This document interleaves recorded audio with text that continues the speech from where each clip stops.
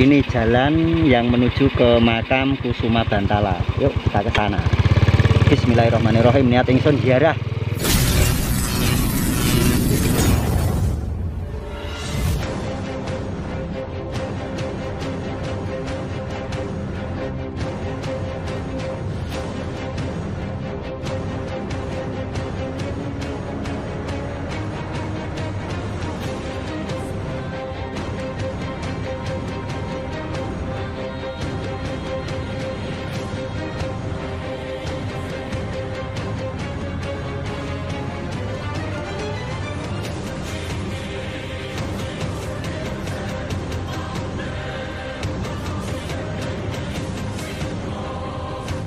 Bismillahirrahmanirrahim. Assalamualaikum ya ahlal kubur.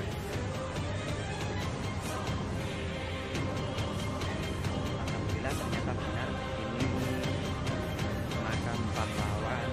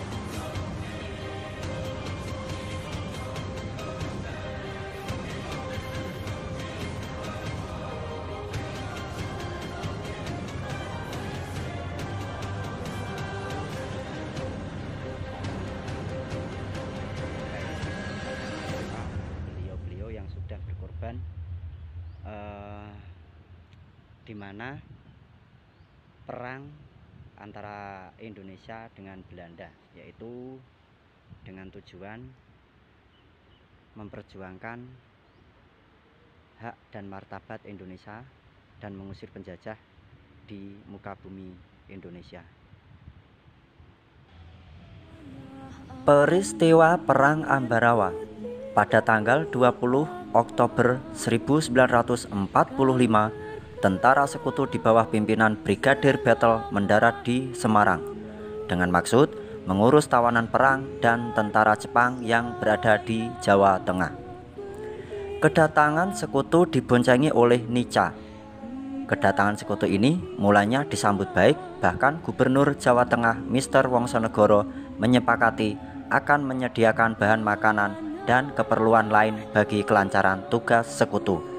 Sedang sekutu berjanji tidak akan mengganggu kedaulatan Republik Indonesia. Namun ketika pasukan sekutu dan Nica telah sampai di Ambarawa dan Magelang untuk membebaskan para tawanan tentara Belanda, para tawanan tersebut malah dipersenjatai sehingga menimbulkan kemarahan pihak Indonesia. Insiden bersenjata timbul di kota Magelang hingga terjadi pertempuran. Di Magelang, tentara sekutu bertindak sebagai penguasa yang mencoba melucuti tentara keamanan rakyat dan membuat kekacauan.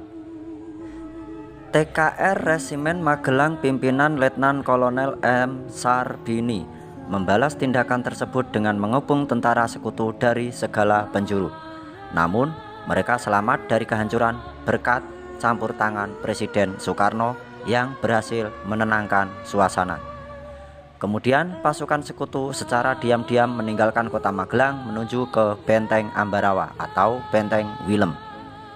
Akibat peristiwa tersebut, Resimen Kedu Tengah di bawah pimpinan Letnan Kolonel M. Sarbini segera mengadakan pengejaran terhadap mereka. Gerakan mundur, tentara sekutu tertahan di Desa Jambu karena dihadang oleh pasukan angkatan muda di bawah pimpinan Oni Sastro Diharjo yang diperkuat oleh pasukan gabungan dari Ambarawa, Suruh, dan Surakarta. Tentara sekutu kembali dihadang oleh Batalion 1 Suryo Sumpeno di Ngipe. Pada saat pengunduran, tentara sekutu mencoba menduduki 2 desa di sekitar Ambarawa.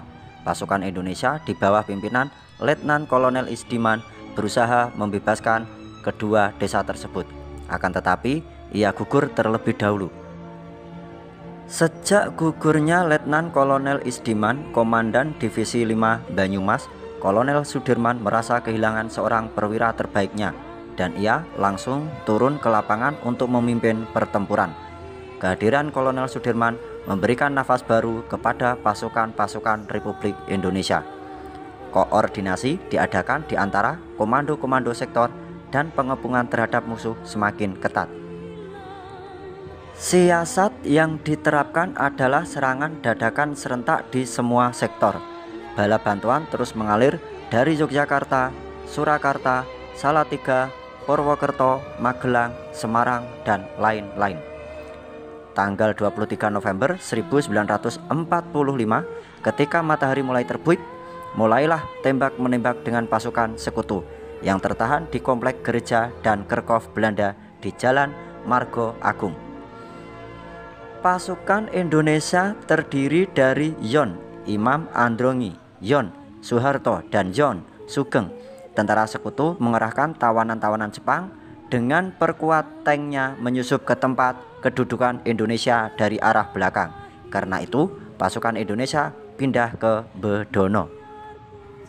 Pada tanggal 11 Desember 1945, Kolonel Sudirman mengadakan rapat dengan para komando sektor TKR dan Laskar.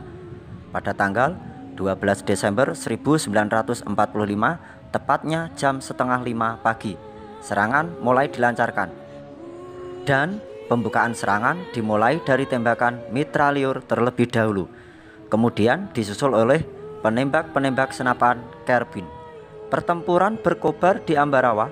1,5 jam kemudian, Jalan Raya Semarang-Ambarawa dikuasai oleh kesatuan-kesatuan TKR atau Tentara Keamanan Rakyat.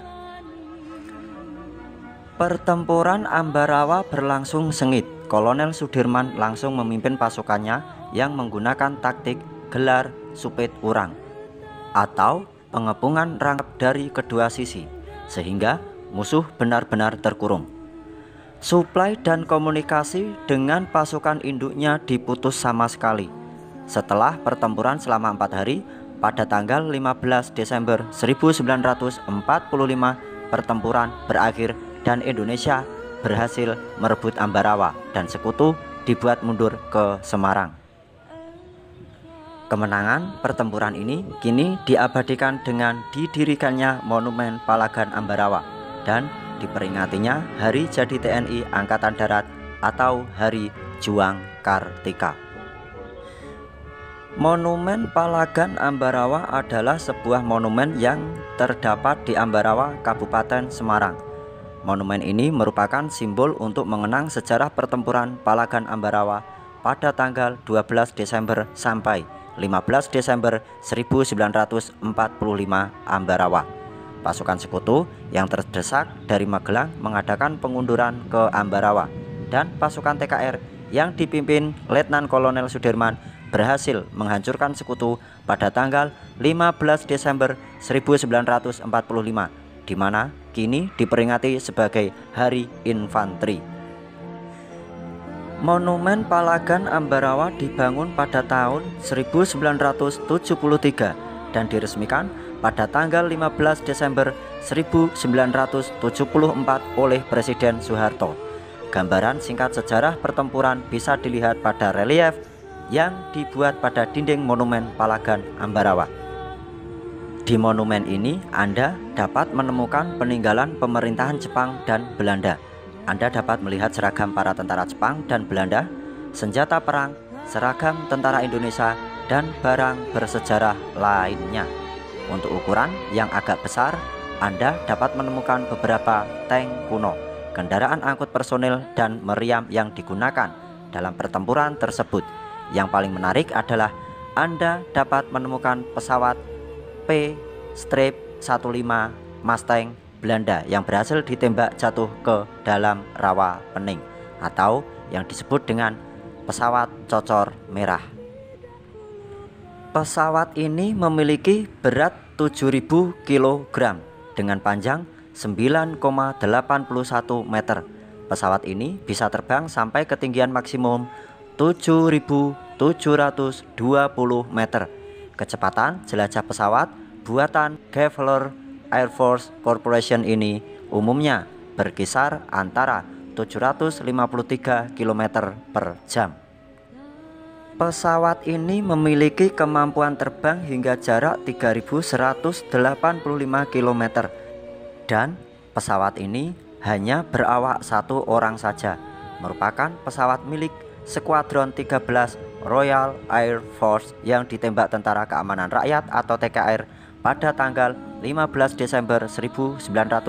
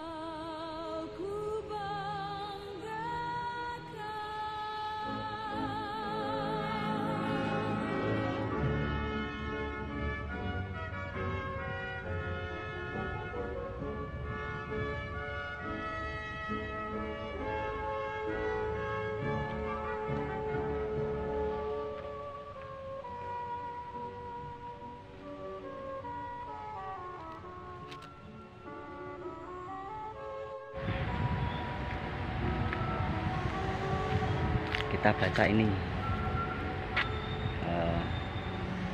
surat dari akhirat. Kawan, kau pasti masih ingat, kami mati dengan perut kosong, berbaju compang-camping, tapi berendam dalam semangat berjuang yang membara. Kami belum pernah merasai hasil kemerdekaan. Kamilah remaja yang menjadi tumbal, tidak sempat mereguk nikmat dunia, namun kami rela melepas nyawa demi kemerdekaan nusa bangsa dan terwujudnya masyarakat yang adil dan makmur berdasarkan Pancasila dan Undang-Undang 45. Kini apa kabar kawan? Nasib bangsa kita, sudahkah tercapai cita-cita kita bersama? Sudahkah terwujud masyarakat kita yang adil dan makmur? Kawan, kau boleh lupa kepada kami, tumbal-tumbal ini, tapi jangan sekali-kali melalaikan tanggung jawabmu terhadap nasib bangsa kita, sehingga pengorbanan kami tidak sia-sia. Nah, ini merupakan serangkaian kalimat-kalimat yang ditulis, mungkin apa ya istilahnya, perwakilan dari para beliau yang pernah berjuang pada saat itu, memperjuangkan hak asasi Indonesia. Nah, di sini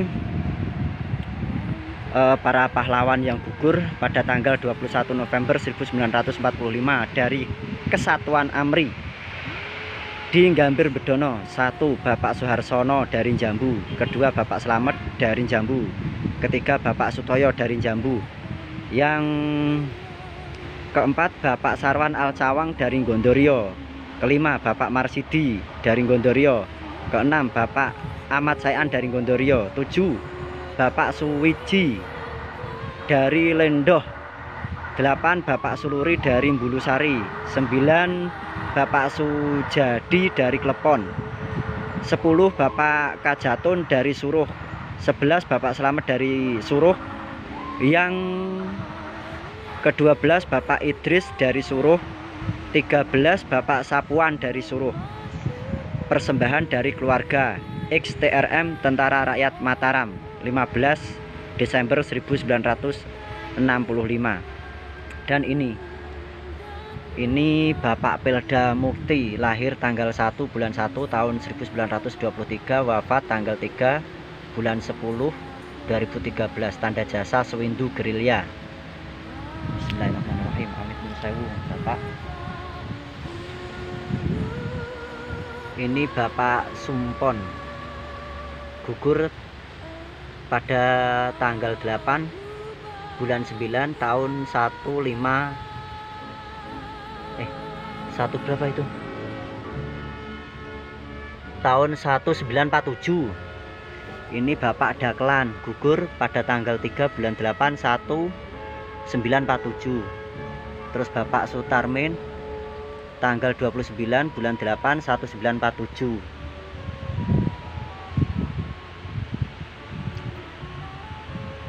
Bapak Sumeri gugur pada tanggal 21 November 1946. Terus Bapak Sunardi 21 November 1945. Bapak Kastam S tanggal 21 November 1945. Mungkin beliau yang wafat di tahun 45 itu mungkin beliau ikut perjuangan saat huru-hara di Ambarawa atau perang Ambarawa. Dan yang tahun 47 kemungkinan itu agresi militer Belanda yang pertama.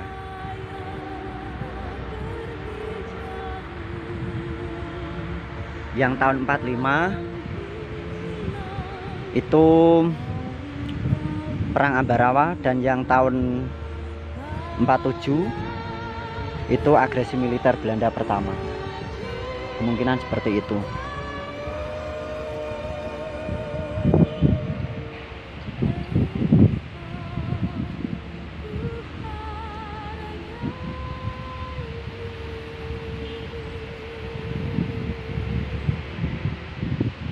Terima kasih, cukup sekian.